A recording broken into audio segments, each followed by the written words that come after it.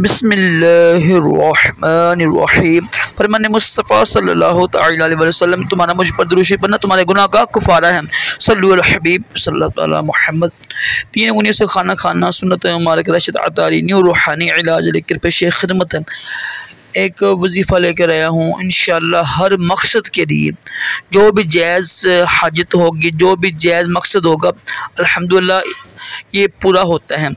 ठीक है, बड़ा आसान वजीफ़ा है और अल्हम्दुलिल्लाह मेरे पीर मुर्शिद का अता करता है।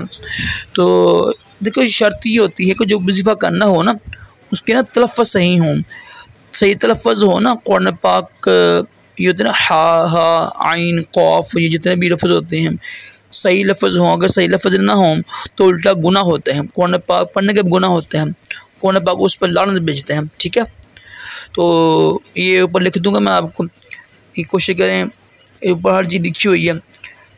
तो क़ल्लत हीलती तो वसीलती अदरिकनी या रसूलुल्लाह सल्लल्लाहु अलैहि वसल्लम, ये है। और बगैर हर चीज़ लिखी हुई है, मैंने शीरनी बांधनी है। ठीक है, तो किसी कार्य को हर चीज़ लिखी हुई है ऊपर उर्दू में ना। तो इंशाअल्लाह ये बेहतरीन वजीफ़ा है हर जायज़ मकसद के लिए। तो और हदीस पाक भी लिखी हुई है कि अपने मरीज़ों का सदक़े के ज़रिए इलाज करो ना। अगर आपको कोई घर में बीमार है ना, तो अल्लाह की राह में देने से अल्हम्दुलिल्लाह वो बीमार ठीक हो जाता है। तो लाज़मी कीजिएगा इंशाअल्लाह। इस वजीफ़े की बरकत से देखेंगे कि आपका हर मकसद पूरा होगा इंशाअल्लाह, हर हाजत पूरी होगी। बस यकीन कामिल होना शर्त होता है। ठीक है, सही तलफ़्फ़ुज़ भी हो, सही पढ़ने वाला हो या पढ़ने वाली हो।